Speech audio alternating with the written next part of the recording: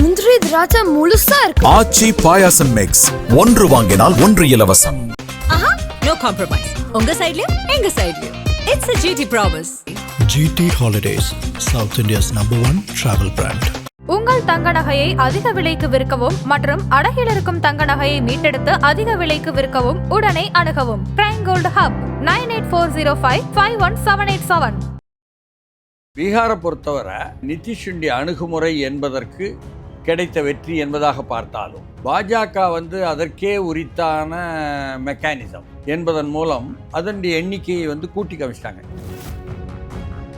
நிறைய சேவைகள் நிதிஷ் காலத்தில் மண் ரோடாக இருக்கிறதெல்லாம் நிறைய கிராமங்களுக்கு போகிறது ரோடு போட்டாங்க.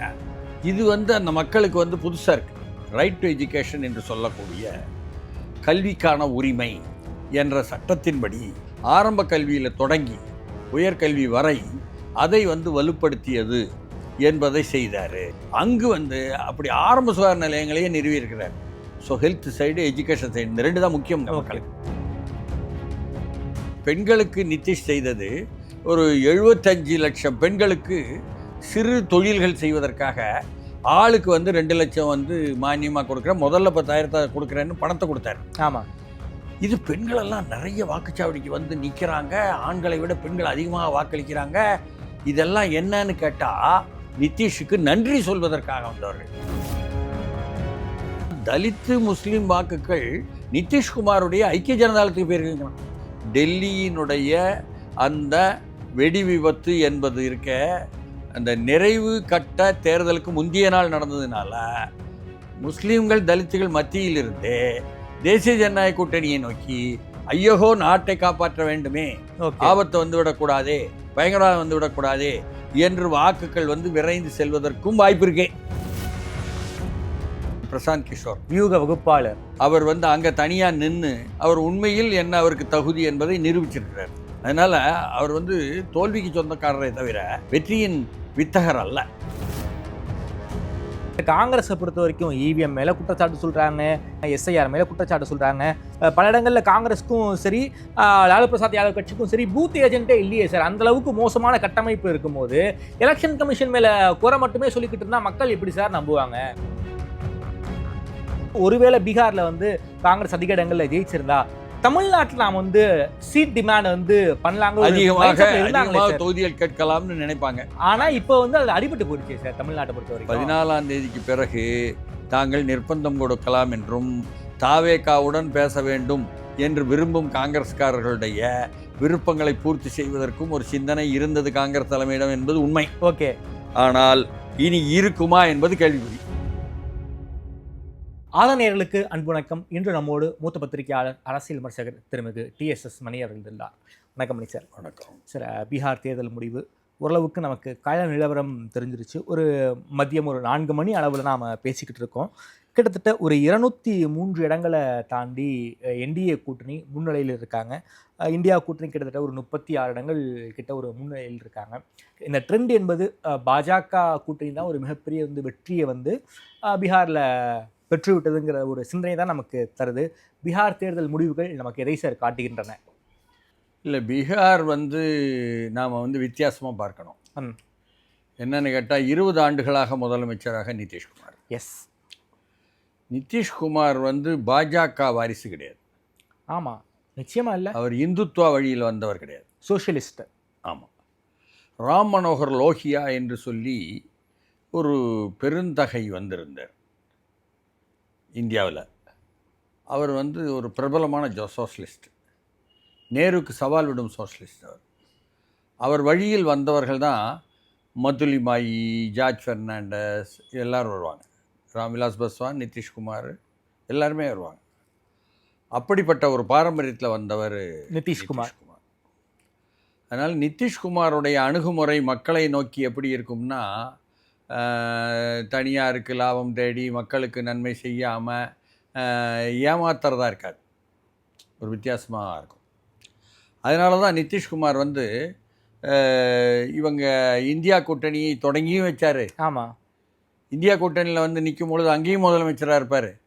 நேர் எதிரானது என்று சொல்லக்கூடிய தேசிய ஜனநாயக கூட்டணியிலையும் முதலமைச்சராக இருப்பார். என்னன்னா பாஜக வழக்கமாக அவங்க செய்யக்கூடிய வழியான தங்கள் உடன் வருபவர்களையே வந்து வெட்டி சாய்ப்பது என்று ஒரு கொள்கை வச்சுருக்காங்க அவங்க. மகாராஷ்டிராவில் பார்த்தோம், ஒடிசாவில் பார்த்தோம். அந்த மாதிரி நிதிஷ்குமாரையும் செய்வதற்கு சென்ற முறையெல்லாம் நல்லா செஞ்சாங்க. எஸ், சிராக் பஸ்வானை நிதிஷ்குமாருக்கு எதிராக மட்டும் நிப்பாட்டினாங்க, பாஜகவுக்கு எதிராக அவங்க நிப்பாட்டல. அப்படி நிறுத்தி ஒரு நிதிஷ்குமார் வந்து வெற்றி பெற வேண்டிய தொகுதிகளில் ஒரு 40 தொகுதியை வந்து இழக்கும்படி வச்சாங்க. அந்த அளவுக்கு திறமையாக சிராக் பஸ்வானை வச்சு அதை பண்ணாங்க. இந்த முறை வந்து மறுபடியும் நிதிஷ் கையில் தான் கொடுத்தாங்க ஆட்சியே என்பதனால அவர் மீண்டும் மீண்டும் மக்களுக்கு வந்து நல்ல முறையில் அணுகி வாக்குகளை ஈர்க்கக்கூடிய ஒரு தன்மை இருப்பதனால என்ன ஆயிடுச்சுன்னு சொன்னால் அவரை எதிர்த்து செய்ய வேண்டாம்.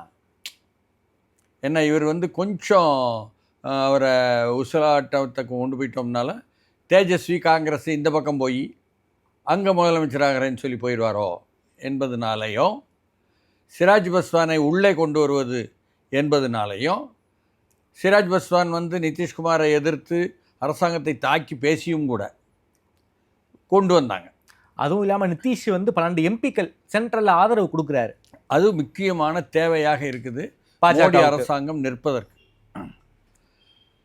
அதனால் பீகாரை பொறுத்தவரை நிதிஷுடைய அணுகுமுறை என்பதற்கு கிடைத்த வெற்றி என்பதாக பார்த்தாலும் பாஜக வந்து அதற்கே உரித்தான மெக்கானிசம் என்பதன் மூலம் அதனுடைய எண்ணிக்கையை வந்து கூட்டி காமிச்சிட்டாங்க. 101 தொகுதியில் நீங்கள் நில்லுங்க, நிதிஷ்குமார் தலைமையிலான ஐக்கிய ஜனதா தளம், 101 தொகுதியில் நாங்கள் நிற்கிறோம் பாரதிய ஜனதா கட்சி என்று சொல்லிவிட்டு அதே சமயத்தில் வந்து தங்களுடைய எண்ணிக்கையை கூட்டும் அளவுக்கு வேலைகளை வந்து கொண்டு போயிட்டாங்க. சார், அதுவும் பெரிய அளவில் எதுவும் பண்ணலையே சார். பாஜக வந்து 92 இடங்களில் வந்து லீடிங்கில் இருக்காங்க, நிதிஷ் கட்சி வந்து 81 இடங்களில் லீடிங்கில் இருக்காங்க.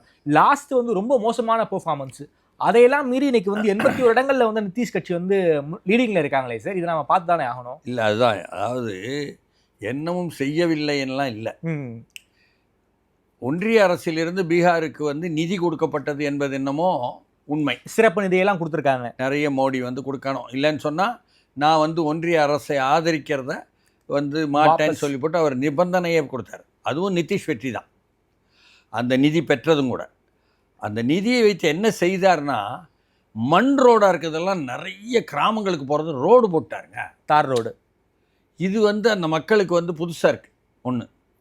இது தவிர ஆர்டிஇயை பயன்படுத்தினாருங்கிறாங்க, ரைட் டு எஜுகேஷன் என்று சொல்லக்கூடிய கல்விக்கான உரிமை என்ற சட்டத்தின்படி ஆரம்ப கல்வியில் தொடங்கி உயர்கல்வி வரை அதை வந்து வலுப்படுத்தியது என்பதை செய்தார். பெண்களுக்கு நிறைய ஸ்காலர்ஷிப்ஸ் கொடுத்துருக்காருங்க. அது அடுத்து இந்த கல்வி என்ற விஷயத்தில் கிராமங்களில் பள்ளிக்கூடங்கள் இருக்கு. இப்போது பீகார் கிராமங்கள் எப்படி இருக்கும்னு சொன்னால், உங்களுக்கு வந்து பீகாரை பார்க்க போனால் நீங்கள் வந்து அதை ஒரு 3 பகுதியாக பிரிச்சுக்கிட்டு பார்க்கலாம்னு வைங்களேன். ஓகே.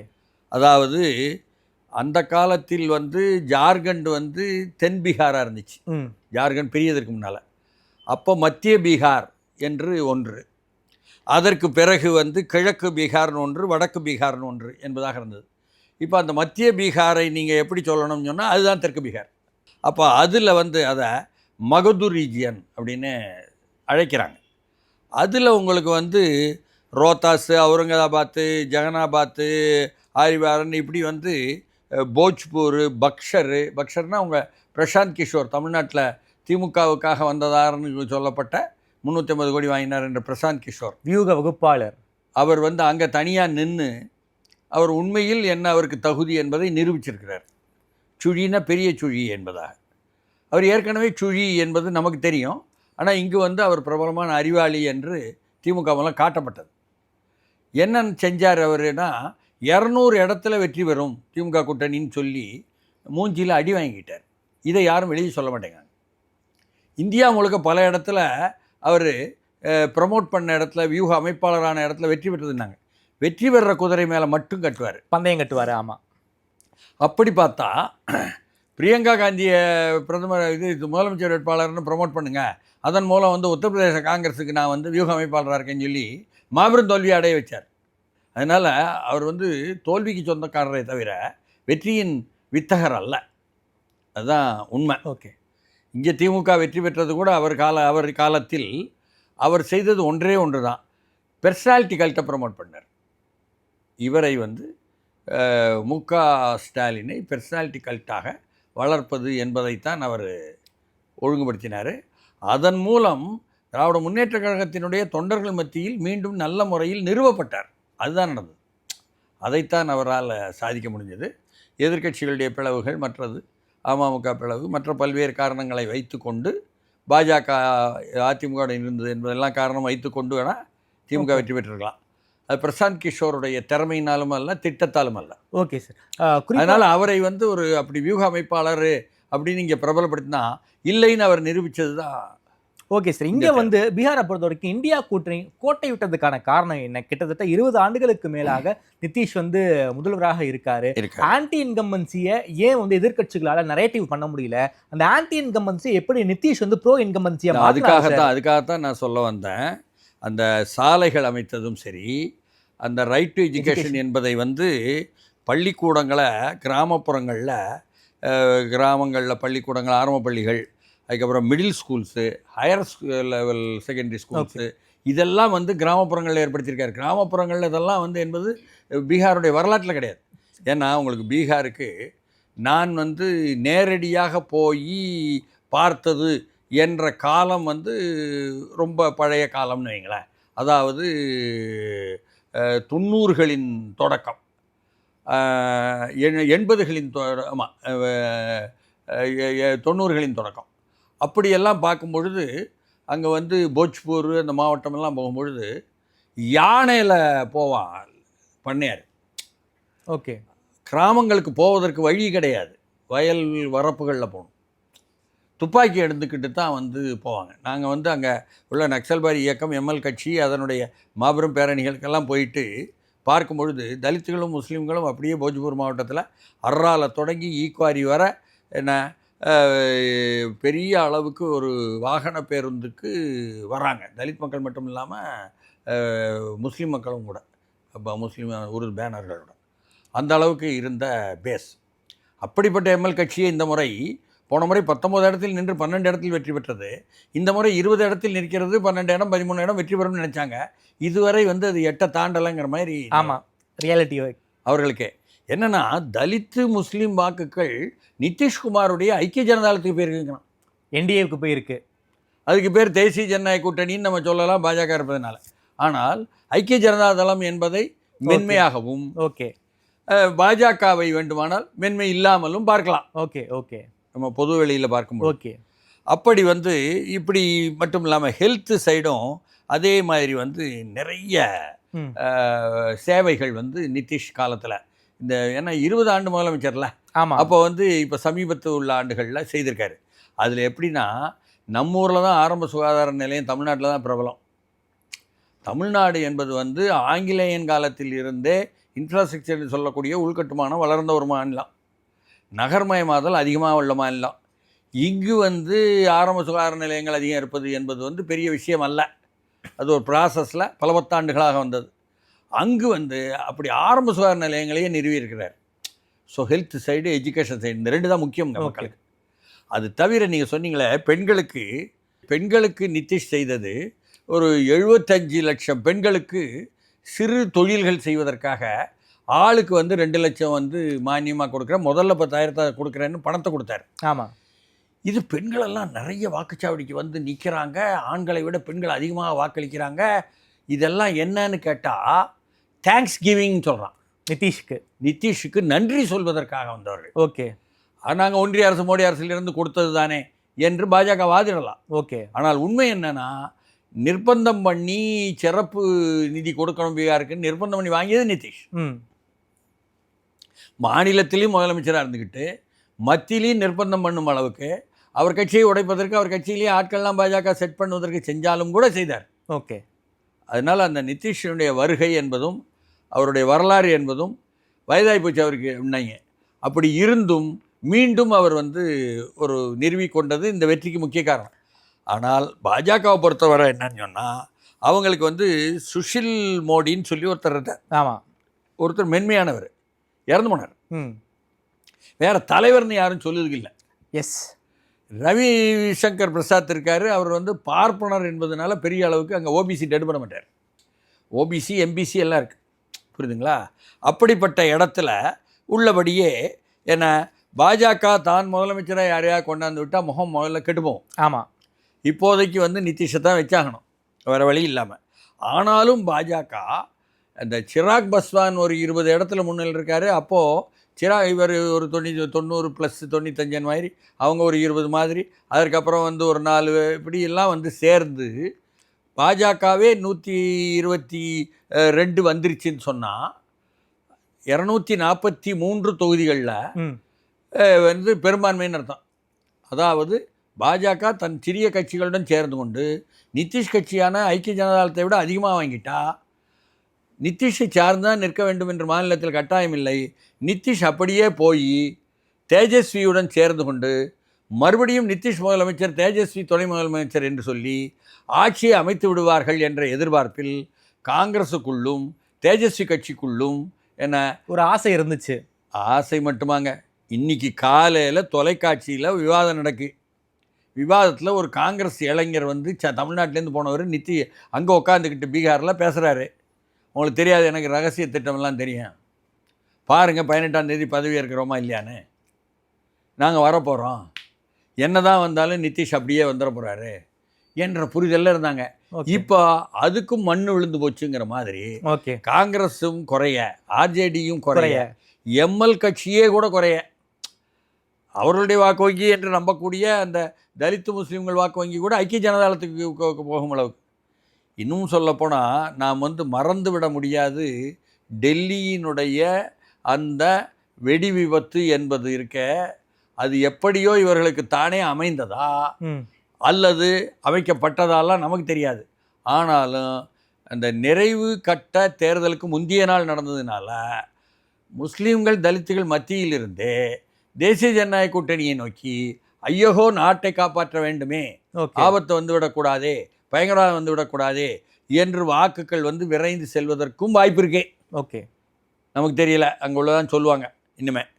அப்போ நான் சொல்ல வந்தது என்னன்னு சொன்னால், அந்த போஜ்பூர், பக்சரு, பாட்னா ரூரல், நாலந்தா, இது எல்லாமே என்ன இருக்கக்கூடிய அந்த தெற்கு ரீஜன் ஒரு ரீஜனுங்க. அதில் வந்து மிகவும் பிற்படுத்தப்பட்டோன்னு சொல்கிறக்கூடிய தேலி, மல்லா எல்லாம் இருக்காங்க. மல்லானா அங்கே வந்து பெரிய பெரிய நீளமான நதிகள் இருக்குங்க. மீனவ சமுதாயம், அந்த மீனவர் சமுதாயம் நம்ம சொல்கிறோம், படகோட்டிகள். அவங்க வந்து நிஷாத் பார்த்தின்னு சொல்லுவாங்க, நிஷத்துன்னு சொல்லி உத்தரப்பிரதேசத்தில் கூப்பிடுவாங்க. இங்கு வந்து மல்லா என்ற பரந்த பிரிவுக்குள் நிஷத் வரும். அவர்கள் பூலான் தேவி நம்ம கேள்விப்பட்டிருக்கோங்க, அவங்கெல்லாம் அதிலிருந்து வந்தவங்க, அவர்கள் இருக்காங்க. அதே மாதிரி இந்த முஸ்லீமும் யாதவர்களும் சேர்ந்தாலே பெரிய வாக்கு வங்கி, அதனை நம்பி மட்டுமே இருப்பது என்பதாக தேஜஸ்வியும் லல்லு கட்சியான ஆர்ஜேடி ராஷ்ட்ரிய ஜனதாதளமும் இருந்தது. உள்ளபடியே ஒரு யாதவ் தேஜஸ்வியவே எதிர்த்து பயங்கரமாக முன்னே போயிட்டுருக்கார். பயங்கரமாக இருக்குது. அவர் யாதவ் தான், பாஜகக்காரர். அந்த அளவுக்கு என்ன முஸ்லீம் யாதவும் சேர்ந்தால் 36.6 விழுக்காடு இருக்குங்க. அதனால் அது அப்படியே கையில் வந்துடுங்க என்ற நிலை இருந்தது. பாஸ்ட், இப்போ இல்லை, ப்ரெசன்ட் என்பதாக காலம் வந்து மாறி இருக்கு. அந்த அளவுக்கு பாஜக மைக்ரோ மேனேஜ்மெண்ட் செஞ்சு வேலை பார்த்துருக்காங்களா சார் பீகார் எலெக்ஷன்ஸ்? ஆர்எஸ்எஸ் இறங்கி வேலை செய்கிறாங்க. ஆர்எஸ்எஸ்ட்ட 2 விதமான மெத்தட் வச்சுருக்காங்க. ஒன்று பாஜகவுக்கு ஆதரவாக மேலோட்டமாக பேசுவாங்க, இன்னொன்று கீழே இறங்கி வீடு வீடாக வேலை பார்ப்பாங்க. வீடு வீடாக வேலை பார்த்து இந்த நிதிஷ் வந்து சோசியலிசம் பேசுகிறவர். எப்படி நம்முடைய கார்பரேட்டிசம் ப்ளஸ் கம்யூனலிசத்தை ஏற்றுக்க மாட்டாங்க. அந்த அந்த ராம் மனோகர் லோகியா வகைரா, ஜார்ஜ் ஃபெர்னாண்டஸ் வகைரா, கற்பூரி தாக்கூர் வகைரா.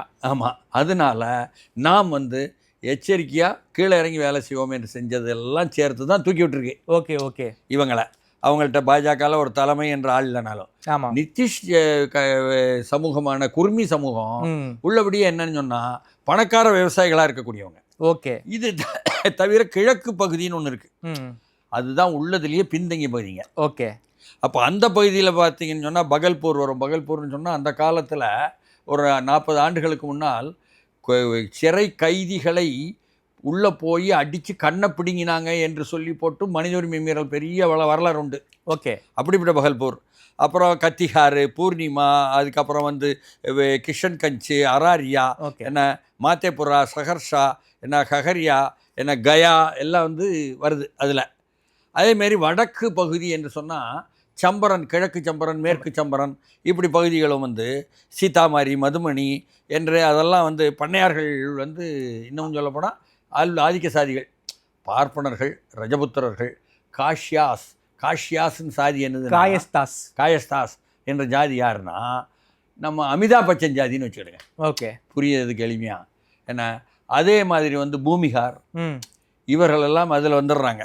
அப்படி உள்ளவர்கள் என்ன, அப்புறம் மதுபனியில், சமஸ்திபூரில், தர்பங்காவில், முசாஃபர்பூரில் தான் உள்ளபடியே ஜார்ஜ் ஃபெர்னாண்டஸ் மீண்டும் மீண்டும் மக்களவையில் வெற்றி பெற்ற இடம்.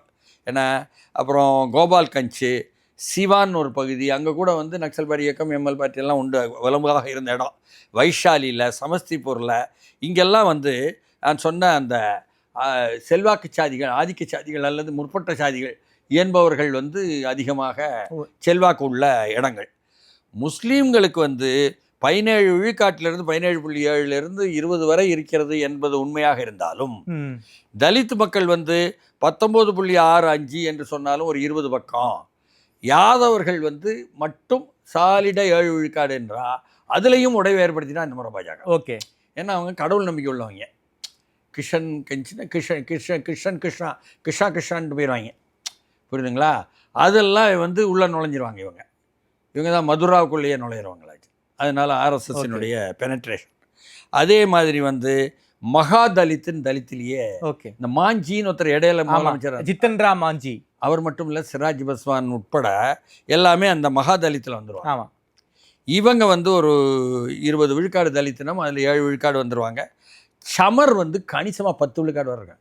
இதுலேயும் கூட இந்த சிராஜ் பஸ்வான், மாஞ்சி எல்லோருமே வந்து மகாதலித்தில் பாஜக கூட்டணியில் இருக்காங்களே.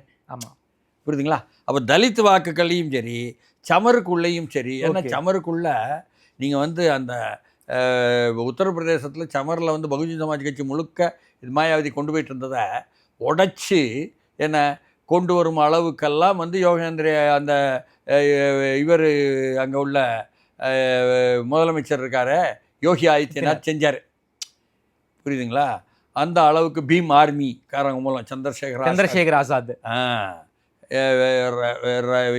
அப்படின்னு சொல்லிப்பட்டு அவர் மூலம் ரவாத் அப்படின்னு அவர் மூலம்லாம் இந்த அளவுக்கெல்லாம் அவர்கள் தொடர்ந்து திட்டமிட்டு, பீகார் என்பது முக்கியமானது, பீகாரை கைப்பற்றினால் சுற்றுப்புற உள்ளவங்களை எல்லாத்தையுமே வந்து மெயின்டைன் பண்ணலாம். மத்திய பிரதேசம், ராஜஸ்தானோ தங்கள் கையை விட்டு காங்கிரஸ் கைக்கும், காங்கிரஸ் கையை விட்டு தங்கள் கைக்கும் மாறி மாறி வருது என்பதனால பீகாரில் அவர்கள் வந்து ஆழம் செலுத்துகிறார்கள் என்பதில் பாஜகவுக்கு இந்த ரவுண்டில் வெற்றி தான். ஆனாலும் கூட இந்த எஸ்ஐஆர் என்று ஒன்று வந்துச்சே, அது மிகப்பெரிய அளவில் காங்கிரஸுக்கு பேக் ஃபயர் ஆகிருக்கு போல இருக்கே சார். காங்கிரஸ் அதாவது நீங்கள் சொல்கிறது வந்து வாக்கு திருட்டு என்று மாபெரும் பேரணியை நடத்தி ராகுல் காந்தி பண்ணார். ராகுல் செய்யலைன்னு. ஆனால் அதில் இன்னமும் பாதிக்கப்பட்டது எத்தனை லட்சங்கள் வாக்குகள் எங்களுக்கு வர வேண்டியது 40 லட்சம் வாக்குங்கிறாங்க சார். இன்னமும் சொல்ல போகிறாங்க, அதெல்லாம் புள்ளி வரம் சொல்லுவாங்க. இல்லை சார், காங்கிரஸை பொறுத்த வரைக்கும் இவிஎம் மேலே குற்றச்சாட்டு சொல்கிறாங்க, எஸ்ஐஆர் மேலே குற்றச்சாட்டு சொல்கிறாங்க.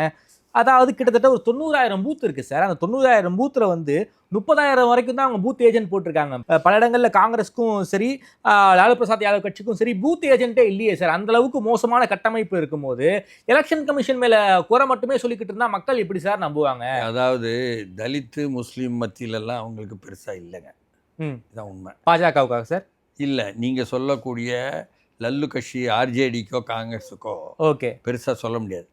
ஆனால் எம்எல் கட்சி வந்ததனால் உள்ளே அவர்களுக்கு அந்த தலித்து முஸ்லீம் வாக்குகள் என்பது ஒரு பகுதியிலும் சரி, தலித்து பெரும்பாலும் பகுதியில் கிடைச்சிருக்கு. ஏன்னு சொன்னால் அங்கே ஒவ்வொரு சாதியும் ஒவ்வொரு படை, துப்பாக்கி ஏந்திய படை வச்சிருந்தான் சொல்லியிருக்கீங்க. அதில் எதிர்த்து தலித்து மத்தியில் ரெட் ஆர்மி அப்படின்னு சொல்லி போட்டு அவங்க வந்து படையாக வச்சுருந்தாங்க. செம்படைன்னு சொல்லி போட்டு நக்சல்பாரி இயக்கம், அவங்க தான் எம்எல் கட்சியாக, விடுதலை கட்சியாக, சிபிஎம்எல் விடுதலை என்பதாக இன்றைக்கி வந்து 19 இடத்தில் நின்று சென்ற முறை 12 இடத்துல வெற்றி பெற்றாங்க. இந்த முறை 20 இடத்துல நின்று குறைஞ்சிட்டாங்க. ஆமாம். ஸோ அலையே வந்து அவர்களுக்கு எதிராக வீசும் பொழுது அந்த கூட்டணிக்கு அவர்களுக்கும் குறையத்தானே செய்யும் என்பதையும் சேர்த்து பார்க்கணும். ஏன்னா இதே நிதிஷ் ஐக்கிய ஜனதா தளத்தை விட்டு லல்லுவினுடைய ஆபத்து உயிருக்கே எனும் பொழுது ஜார்ஜ் பெர்னாண்டஸ் அன்றைக்கு ஒரு திக்விஜய் சிங் ஒருத்தர் உண்டு. அவர் வந்து ஜவஹர்லால் நேரு பல்கலைக்கழகத்துலேருந்து வந்தவர். நீங்கள் மத்திய பிரதேசத்தில் திக்விஜய் சிங்னு முதலமைச்சராக காங்கிரஸில் வந்தவரை நான் சொல்லலை, அவர் வயதானவர்.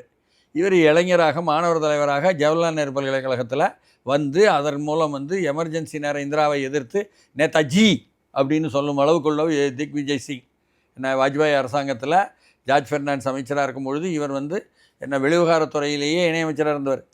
அவங்க எல்லோருக்கும் அவங்க என்கிட்ட நேரடியாக சொன்னது, ஓகே, நிதிஷ் வந்து நிர்பந்தம் பண்ணார், லல்லு வந்து நாள் உயிர்க்கே ஆபத்து, அதுக்காக ஐக்கிய ஜனதா வெளியே வந்து சமதா கட்சின்னு ஆரம்பித்தாங்க.